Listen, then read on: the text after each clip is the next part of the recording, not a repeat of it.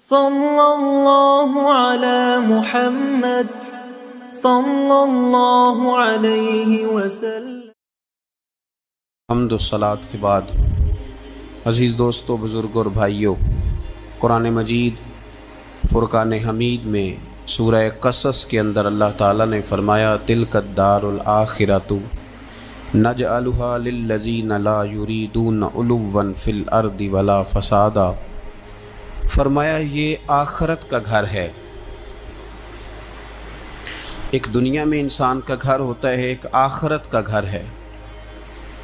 فرمایا یہ آخرت کا گھر ہم نے ان لوگوں کے لیے بنایا ہے جو زمین میں نہ تکبر چاہتے ہیں اور نہ فساد پھیلاتے ہیں۔ یہ آخرت کا گھر ہم نے ان لوگوں کے لیے بنایا ہے۔ اور فرمایا والعاقبۃ للمتقین، آخرت کی بھلائی پرہیزگاروں کے لیے۔ جو لوگ نہ تو تکبر چاہتے ہیں نہ فساد کرتے ہیں، جو متقی بن کے اللہ سے ڈر کے وقت گزارتے ہیں، یہ آخرت کا گھر ہم نے ان لوگوں کے لیے بنایا۔ نبی پاک صلی اللہ تعالیٰ علیہ وسلم نے لوگوں کے دلوں میں خوف خدا پیدا کیا، تو حضور علیہ السلام کے بعد بھی جو خلفائے راشدین ہوئے، حضرت ابوبکر صدیق سے لے کر امام حسن تک، حضرت ابوبکر صدیق، سیدنا عمر فاروق، عثمان غنی، مولا علی، اور حضرت علی کے بعد 6 مہینے تک حضرت امام حسن نے بھی خلافت کی۔ تو یہ سب لوگ اللہ سے ڈرنے والے تھے، پرہیزگار تھے۔ یہ وہی لوگ تھے جن لوگوں نے نہ تو اطراء زمین میں نہ تکبر کیا نہ کوئی فساد کیا، وہی لوگ تھے۔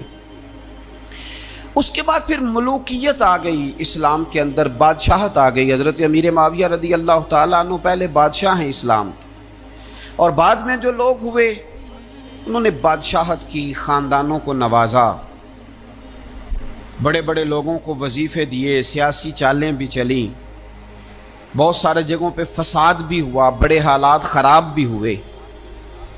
لیکن اللہ تعالیٰ نے میرے نبی پاک علیہ السلام کے دین کو یہ کمال دیا ہے کہ یہ دین بھی موجود رہے گا اور اس پر ہمیشہ عمل کرنے والے بھی موجود رہیں گے۔ اللہ تبارک و تعالیٰ نے پھر ایک خوبصورت انسان، بنو امیہ کی حکومت تھی، اسی میں سے ایک خوبصورت دھلا ہوا، سجا ہوا، سمرا ہوا، خوشبو والا، میٹھا بھی، ٹھنڈا بھی، پیارا بھی، نیک بھی، متقی بھی، اصول والا بھی، رسول اللہ علیہ السلام کا غلام حضرت عمر بن عبدالعزیز۔ اللہ تعالیٰ نے یہ مرد مجاہد پیدا فرمایا۔ آپ مدینہ شریف میں پیدا ہوئے۔ آپ کے جو والد گرامی تھے وہ مصر میں گورنر تھے۔ حضرت عمر بن عبدالعزیز رحمۃ اللہ تعالیٰ علیہ کی جو والدہ ہیں وہ حضرت عمر فاروق کی پوتی ہیں، تو آپ کی رگوں میں فاروقی خون بھی تھا۔ حضرت عمر بن عبدالعزیز رحمۃ اللہ تعالیٰ علیہ کہ والد گرامی نے آپ کو مدینے میں پڑھنے کے لیے چھوڑا۔ حضرت صالح بن کیسان ایک عالم اور محدث تھے، ان کے پاس آپ نے تعلیم پائی۔ اور جناب عمر بن عبدالعزیز رحمۃ اللہ تعالیٰ علیہ کے والد اگرچہ مصر میں تھے، لیکن آپ کو مدینہ میں رکھا، آپ نے مکمل تعلیم حاصل کی، علم حاصل کیا، چھوٹی سی عمر میں قرآن پاک کے حافظ بھی ہو گئے۔ پھر جب بڑے ہوئے تو اللہ نے یہ موقع دیا، چونکہ خاندان کی حکومت تھی تو آپ مدینہ شریف کے گورنر بنے، اور مدینہ منورہ کے ساتھ ساتھ آپ کو طائف کی حکومت بھی ملی، مکہ مکرمہ کی حکومت بھی ملی۔ پھر بعض جگہ پہ تو یہ ہے کہ آپ نے خود کسی وجہ سے استعفیٰ دیا، اور بعض جگہ یہ ہے کہ سازش کر کے آپ کو معزول کیا گیا۔ لیکن حضرت عمر بن عبدالعزیز نیک بڑے تھے، پرہیزگار بڑے تھے، پر خوش لباس بھی بڑے تھے۔ خادم کو جب بھیجتے تھے بازار تو کہتے تھے جو سب سے مہنگا جوڑا ہو وہ خرید کے لانا۔ خوشبو بہترین استعمال کرتے تھے۔ جب گزرتے تھے تو لوگوں کو پتہ چلتا تھا کہ کوئی عام نہیں گزرا، عمر بن عبدالعزیز گزرے۔ جب تک گورنر رہے، جب تک خاندان میں رہے، ماحول اور رہا۔ سلیمان بن عبد الملک خلیفہ جب جانے لگے تو انہیں وصیت کر دی کہ میرے بعد عمر بن عبدالعزیز خلیفہ ہوں گے۔ یہاں تو لوگوں کو عہدہ ملے تو لوگوں کی کیفیت بدل جاتی ہے لیکن جب حضرت عمر بن عبدالعزیز کا اعلان ہوا تو رونے لگے، ایک کونے میں بیٹھ کے رونے لگے۔ فرمانے لگے مجھے امید نہیں تھی کہ وہ اتنا بڑا بوجھ میرے کندھوں پہ ڈال کے چلا جائے گا، اتنے سارے لوگوں کا بوجھ، اتنے سارے لوگوں کی آزمائش۔ خیر چونکہ وصیت تھی، آپ کی بیعت لی گئی، بیعت لینے کے بعد آپ ممبر پہ چڑھے تو فرمایا لوگوں میں تمہیں آزاد کرتا ہوں، اگر تم میرے علاوہ کسی کو حکمران بنانا چاہو تو مجھے کوئی اعتراض نہیں ہے۔ لوگوں نے کہا نہیں، آپ ہی ہمارے حکمران ہوں گے۔ حضرت عمر بن عبدالعزیز دنیا اسلام کے اندر ایسی مثال ہیں، اچھی طرح سمجھ لیں کہ جب حالات اب نہیں اب تر ہو گئے تھے، بد نہیں بدترین ہو گئے تھے، اور بڑے بڑے لوگوں نے عجیب ماحول گھڑ لیے تھے، اس ماحول میں آئے، لمبی نہیں 2.5 سال حکومت کی صرف، لیکن لوگوں کو حضرت صدیق اکبر کی یاد آنے لگی، لوگوں کو سیدنا فاروق اعظم کیا۔ آپ کی جو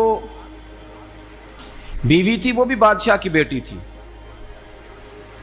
بادشاہ کی بیوی بھی بن گئی۔ پہلے دن اپنی بیوی سے کہا کہ اب ہم بن گئے ہیں امیر،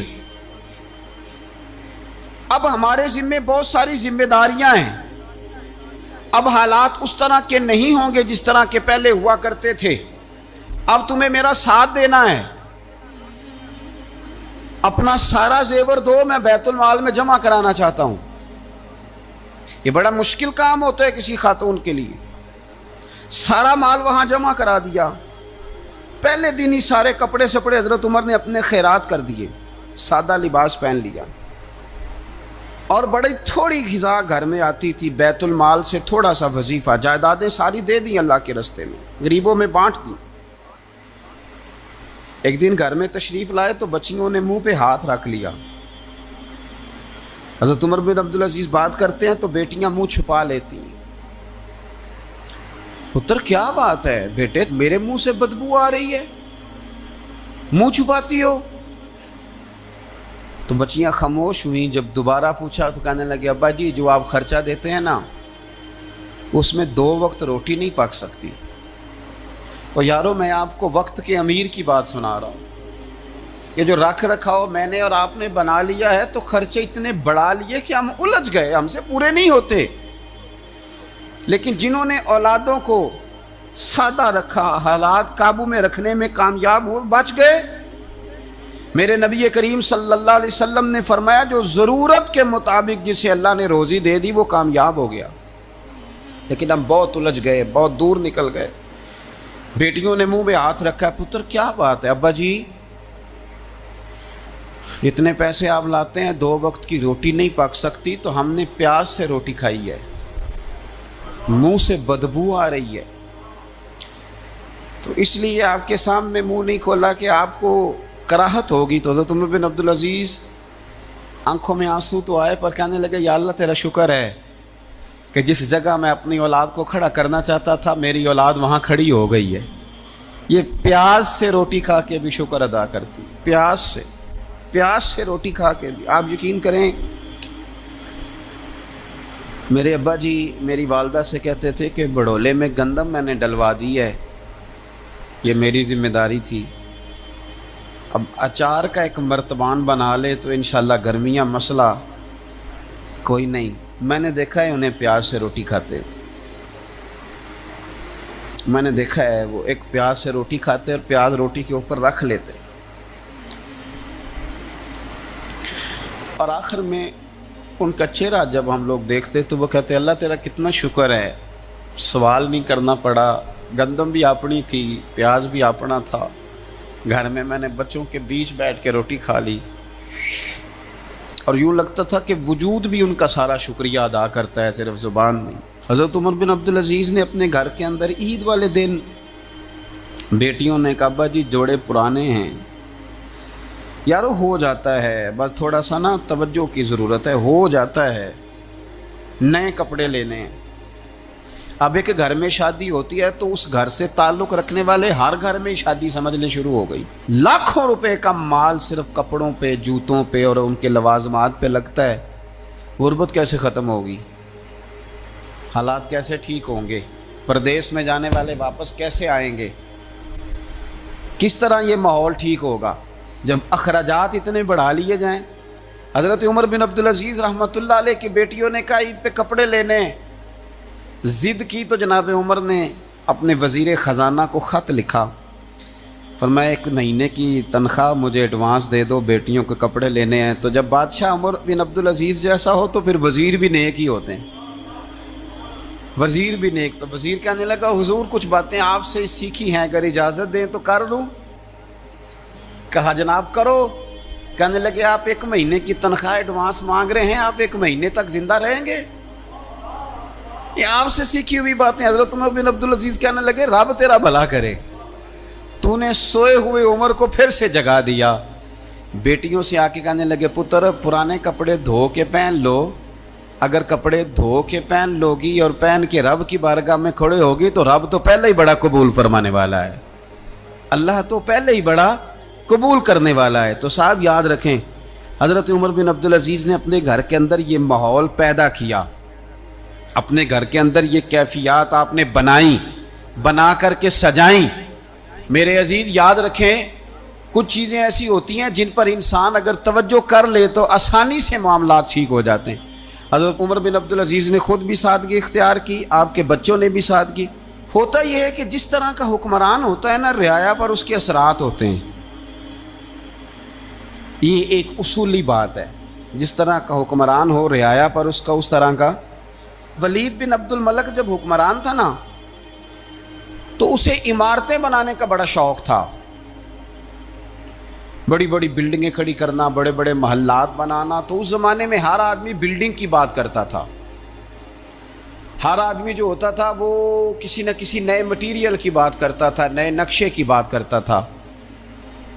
جب سلیمان بن عبد الملک حکمران بنا تو سلیمان بن عبد الملک جو تھا اس کو شوق تھا شادیاں کرنے کا، یہ بھی شوق ہوتا ہے بادشاہوں۔ اس زمانے میں لوگ شادی کی بات کرتے تھے، نکاح کی بات کرتے تھے، بیاہ کی بات کرتے تھے۔ تو پورے ماحول کے اندر ایک چیز پیدا ہو گئی تھی۔ لیکن جب حضرت عمر بن عبدالعزیز کا زمانہ آیا تو وہ راتوں کو عبادت کرتے تھے، وہ وظائف پڑھتے تھے، وہ قرآن پاک کی تلاوت کرتے تھے، وہ اللہ کا ذکر کرتے تھے۔ تو پھر ایک ماحول بن گیا جو ذکر الہی کا ماحول تھا، پھر ایک ماحول بن گیا جو تقوی کا ماحول تھا، پھر ایک ماحول مارد وجود میں آیا جو پرہیزگاری کا ماحول تھا۔ عام عوام بھی اللہ کے ذکر کی باتیں کرنے لگی، عام ماحول بھی اس طرح۔ حضرت عمر بن عبدالعزیز نے سب سے پہلا یہ کام کیا کہ بادشاہی پروٹوکول ختم کرائے، ختم ہو گئے پروٹوکول۔ آپ نے فرمایا کوئی شاہی خاندان کا بندہ آئے تو کسی کا کوئی پروٹوکول نہیں ہے، میرا بھی کوئی پروٹوکول نہیں ہے، بلکہ آپ نے فرمایا کسی خطیب کو، کسی امام کو اجازت نہیں کہ میرا نام لے کے میرے لیے دعا کرے۔ سب مسلمانوں کے لیے دعا کرنا، فرمانے لگے الحمدللہ میں مسلمان ہوں، جب تم مسلمانوں کا نام لے کے دعا کرو گے تو میں بھی اندر ہی آ جاؤں گا۔ اضافی طور پر نام لے کے دعا کرنے سے بھی روک دیا، بلکہ ایک عورت عراق سے آئی، اس کی 5 یتیم بچیاں تھیں تو اسے ضرورت تھی وظیفے کی۔ اس نے آ کے پوچھا حضرت عمر بن عبدالعزیز کا گھر کہاں؟ تو لوگوں نے فرمایا وہ سامنے جو ٹاٹ اور بوریے کا پردہ لٹک رہا ہے وہ عمر بن عبدالعزیز کا گھر ہے۔ دروازے پہ دستک دی تو ایک عورت اندر برتن دھو رہی تھی، پوچھا السلام علیکم، امیر المومنین سے ملنا ہے۔ وہ کہنے لگی اس درخت کی چھاؤں میں بیٹھ جاؤ، ابھی تشریف لاتے ہیں۔ تھوڑی دیر گزری تو حضرت عمر بن عبدالعزیز آئے تو کنویں سے پانی نکال کے نا، سین میں کنواں تھا تو جو جگہ میں مٹی اڑ رہی تھی نا، گرد اڑ رہی تھی، ہوتا ہے نا عصر کے بعد لوگ پانی پھینکتے ہیں، وہاں پانی پھینکنے لگے، چھڑکاؤ کرنے لگے۔ تو تھوڑی تھوڑی باتیں وہ خاتون آپ سے کرنے لگی تو وہ جو عورت آئی تھی نا وہ کہنے لگی تم غلام سے باتیں کر رہی ہو، تمہیں پردہ کرنا چاہیے۔ وہ کہنے لگے یہ غلام نہیں، یہ میرے شوہر ہیں اور یہ امیر المومنین عمر بن عبدالعزیز ہیں۔ کہنے لگی یہ عمر بن عبدالعزیز ہے؟ کہا ہاں یہ عمر بن عبدالعزیز ہے۔ تو وہ خاتون حاضر ہوئی، کھجوریں اس کو دی گئیں کھانے کے لیے۔ اس نے کہا حضور میری 5 یتیم بیٹیاں ہیں، مجھے وظیفہ چاہیے۔ جناب عمر بن عبدالعزیز نے ایک بیٹی کا نام پوچھا، ولدیت پوچھی، وظیفہ لکھا۔ عورت کہنے لگی اللہ تیرا شکر ہے میری بچی کا وظیفہ لگ گیا۔ دوسری کا نام پوچھا، ولدیت پوچھی، عمر پوچھی، وظیفہ لگایا، اللہ تیرا شکر ہے میری یتیم بچی کا وظیفہ۔ 4 بچیوں کے وظیفے عمر لکھتے رہے، خاتون اللہ کی حمد کرتی رہی، 5वीं का लिखने लगे तो कहने लगी मैंने ज़माना बड़ा देखा है पर उमर बिन अब्दुल अजीज़ तेरी तरह का बंदा नहीं देखा। आप फरमाने लगे अब मैं 5वीं का वजीफ़ा नहीं लिखता, चारों का वजीफ़ा जाके गवर्नर से मंजूर करा ले और चारों को कहना थोड़ा थोड़ा 5वीं को भी दे दे। हुजूर क्यों नहीं लिखते? फरमाया जब तक तू हम्द के लायक रब की हम्द कर रही थी मैं वजीफे लिख रहा था, अब तूने मेरी तारीफें शुरू कर दी। अपनी तारीफ पर कैसे वजीफा लिखूं? वो तो हम्द के लायक है, उसकी हम्द होनी चाहिए, लेकिन मैं अपनी तारीफ पर, अपनी खुशामद पर मैं नहीं लिखता। जा अल्लाह ताला तेरी लिए बेहतरी करे। वो खातून कहती है मैं वहां से आई, मुझे महीनों लग गए, सफ़र लंबा था, इराक पहुंची तो इराक के गवर्नर को जब मैंने वो रुका दिया तो उनकी चीखें निकल गई, तड़प के रोए।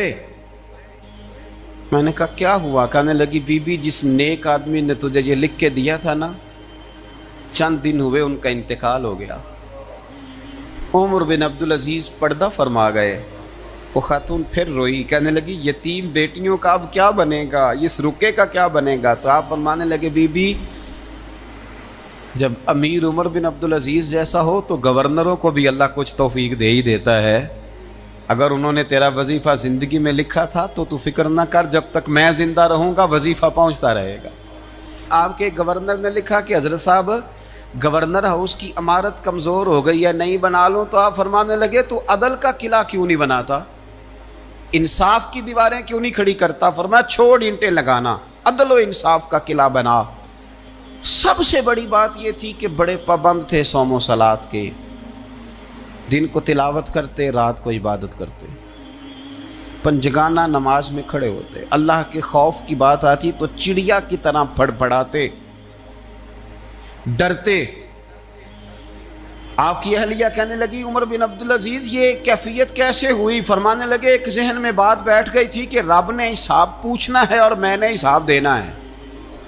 तो जिसको पता होना मैंने हिसाब देना है और मुझसे किसी ने हिसाब पूछना है, फिर समझें, हिसाब देना है और किसी ने हिसाब पूछना है, हिसाब देना है और हिसाब।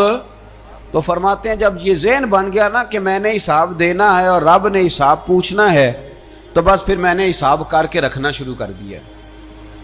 फिर मैंने कोशिश की है कि हिसाब करूं कि ना इंसाफ़ी ना हो जाए, जुल्म ना हो जाए। एक आदमी बड़ी दूर से चल के आया, अर्ज़ की हुजूर आपके गवर्नर ने मेरा माल छीन लिया है, वापस नहीं करता। तो हज़रत उमर बिन अब्दुल अजीज़ रहमतुल्लाह ने रुका लिखा, फरमाया मैंने तो तुझे नेक आदमी समझ के गवर्नर बनाया था और तू लोगों के माल नहीं वापस करता, फ़ौरन वापस कर। उसके नाम जब ख़त लिखा तो आदमी खुश हो गया। तो आप फरमाने लगे अब ये बता तेरा आने जाने का खर्चा कितना हुआ? अर्ज़ की हुजूर क्या मतलब? आप फरमाने लगे एक तुझ पे जुल्म हो और दूसरा तेरे ऊपर और खर्चे डाले जाएं। देखे ना, एक आदमी की जमीन पे कब्जा हो, फिर वो वकील करे, फिर वो गवाह इकट्ठे करता फिरे, फिर वो मसाइल में उलझ जाए। जनाब उमर बिन अब्दुल अजीज ने हमें एक सोच अता फरमाई। फरमाया एक तेरे ऊपर जुल्म हुआ, एक तुझे इतनी तकलीफ हुई यहां आने की, और एक तेरा खर्च हुआ, बता कितने पैसे? अर्ज़ की हुजूर मेरा तो लाखों का माल आपने वापस करा दिया है, अब छोड़े खर्चे को। फरमाया ना भाई, ये मेरे रसूल कायनात का दीन है, इसमें हम हर शय का हिसाब करके रखेंगे। तेरा खर्च हुआ है, तेरा खर्चा हुआ है, तुझे आना पड़ा, तुझे जाना पड़ा।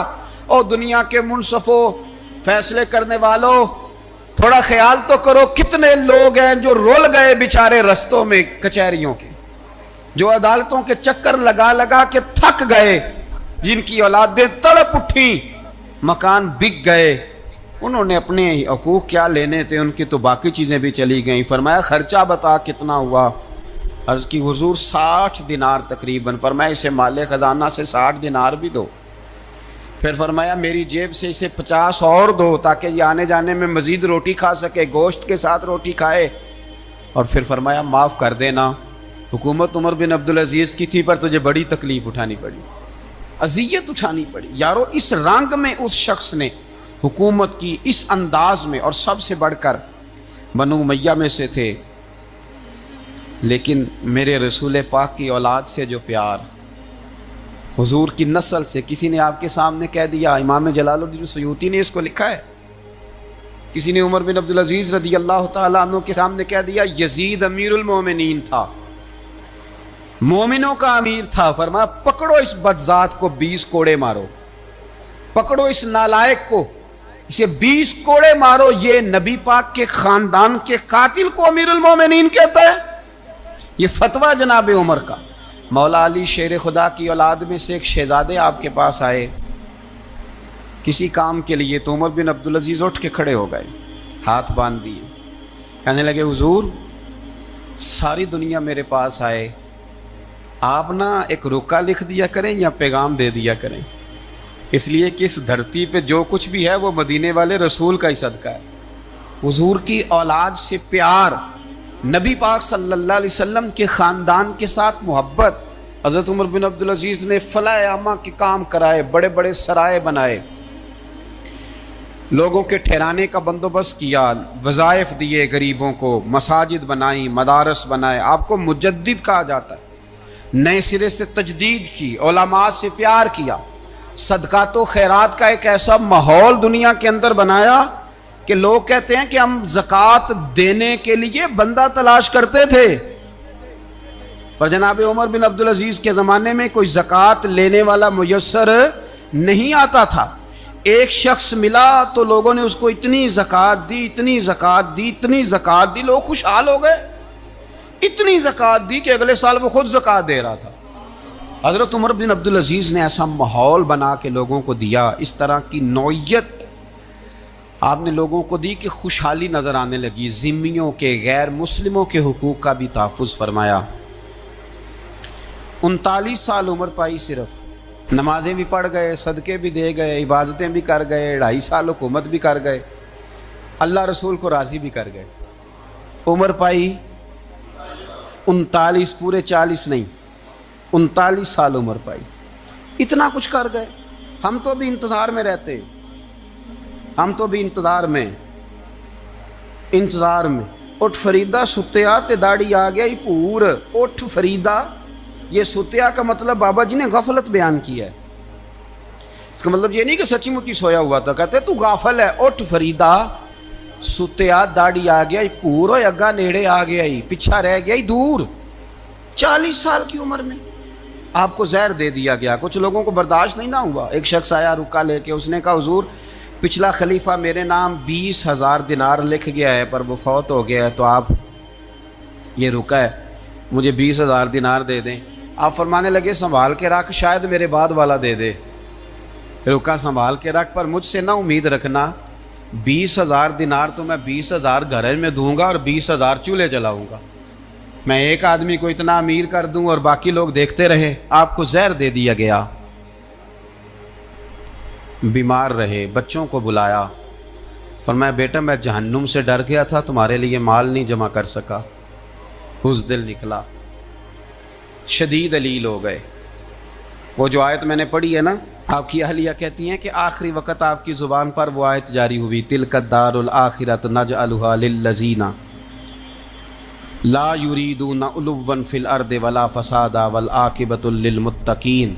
फरमाया ये आखिरत का घर है, उन लोगों को मिलेगा जो ना ज़मीन में तकब्बुर करते हैं ना फसाद चाहते हैं। ये आयत पढ़ी और रूह परवाज़ कर गई।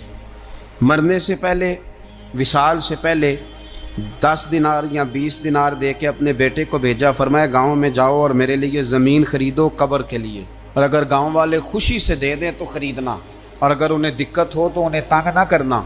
10 दिनार की ज़मीन ख़रीदने के लिए जब बेटा जाने लगा तो उसने कहा हुजूर कुछ लोगों की ख्वाहिश है कि आपका जस्दे खाकी मदीने ले जाया जाए और नबी पाक अलैहिस्सलाम के पहलू में आपको दफन किया जाए। आप फरमाने लगे पुत्र मैं इस काबिल नहीं हूँ कि हुजूर के साथ दफन किया जाए, ना मैं इस काबिल नहीं हूँ। इस तरह करना, मेरे पास हुजूर के कुछ नाखून और बाल हैं, जब मेरा इंतकाल हो जाए तो मेरी कब्र में रख देना। और फिर हज़रत उमर बिन अब्दुल अजीज़ ने फरमाया मुझे ना सस्ता कफन देना 2 दिनार का, इससे ज़्यादा कफन न देना, 2 दिनार का कफन। हुजूर आपका माल है कुछ पड़ा हुआ तो उसमें से अच्छा कपड़ा खरीदा जा सकता है।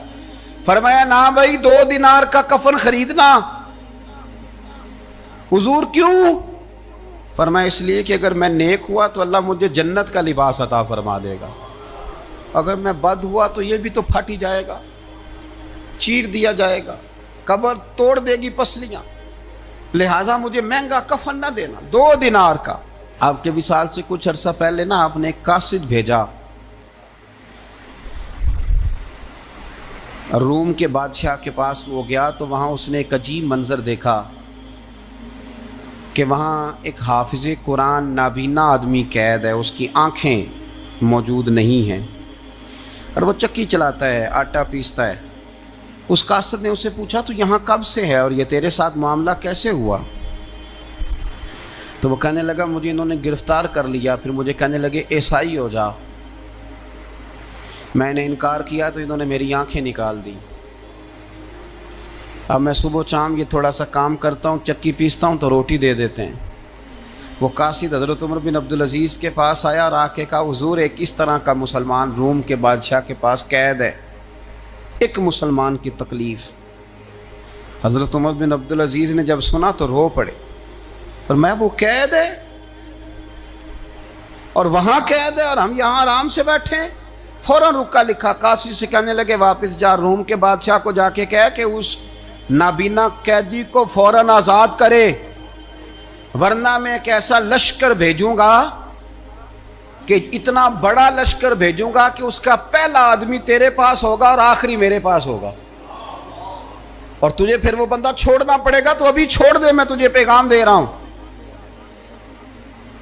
وہ قاصد کہتا ہے جب میں رکا لے کے پہنچا، ظاہر ہے بڑا لمبا سفر ہوتا تھا، آنے جانے میں مہینوں بھی لگ جاتے تھے، کہتے ہیں میں نے رکا دیا تو اس نے پڑھا، کہنے لگا میری طرف دیکھ کے رکا میں نے پڑھ لیا ہے، علماء علماء کو جانتے ہیں، تاجر تاجروں کو جانتے ہیں، تو بادشاہ بھی بادشاہوں کو جانتے ہیں، فرمایا تم مسلمان ہو میں نہیں ہوں، پر اتنی تم اس درویش کی قدر کرتے ہو میں تم سب سے بڑھ کر قدر کرتا ہوں، میں اس بندے کو لشکر لے کے آنے کی تکلیف نہیں دوں گا، میں ویسے ہی قیدی آزاد کرنے لگا، تم لے جاؤ۔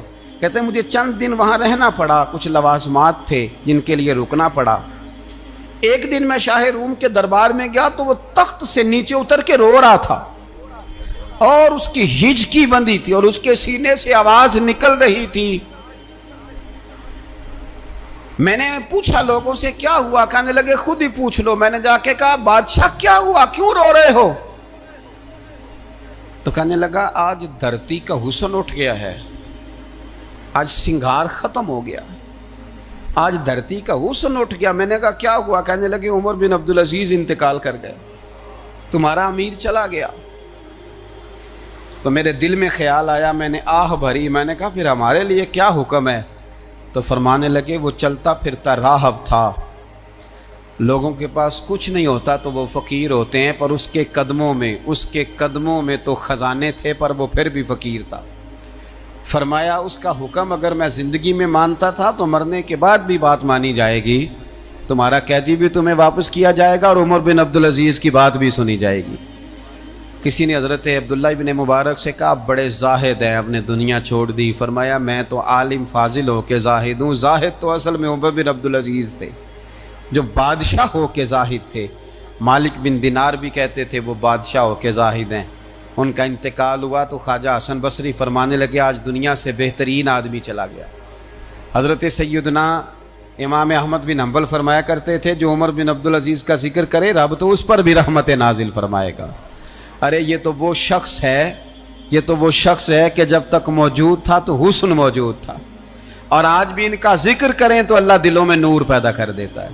حضرت عمر بن عبدالعزیز رحمت اللہ علیہ تو وہ نیک آدمی تھے کہ ایک شخص آپ سے گفتگو کر رہا تھا، سرکاری بات چیت ہو رہی تھی تو چراغ بھی سرکاری جل رہا تھا۔ اس نے پوچھا حضور چلے سرکاری بات تو ختم ہوئی، طبیعت کیسی، حال کیا؟ فرمایا ٹھہر جو، ایک چراغ بند کر کے دوسرا جلا لیا۔ اس نے کہا حضور یہ کیا؟ آپ فرمانے لگے وہ سرکاری چراغ تھا، یہ میرا ذاتی ہے۔ جس شخص نے اتنی باریک بینی کے ساتھ تقوی اختیار کیا ہو، نبی پاک سے اتنی محبت کی ہو، دعا کرتے ہیں اللہ ان پہ کروڑوں رحمتیں فرمائے، اللہ ان پہ بے حساب برکتوں کا نزول فرمائے۔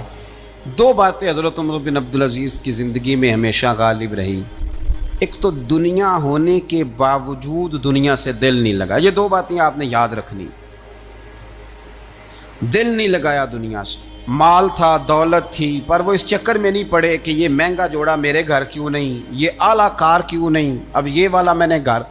ایک اینٹ پر دوسری اینٹ نہیں رکھی ساری زندگی. چونکہ وہ سمجھتے تھے زندگی مختصر ہے تو 40 سال کی زندگی میں ہی کمال کر گئے. اور دوسرا، حضرت عمر بن عبدالعزیز نے ہر وقت ایک چیز اپنے ذہن میں رکھی کہ مجھے اللہ کے سامنے کھڑے ہونا ہے. اور وَلِمَنْ خَافَ مَقَامَ رَبِّهِ جَنَّتَانِ، جو رب کے سامنے کھڑے ہونے سے ڈرتا ہے رب اسے 2 جنتیں عطا کرتا ہے.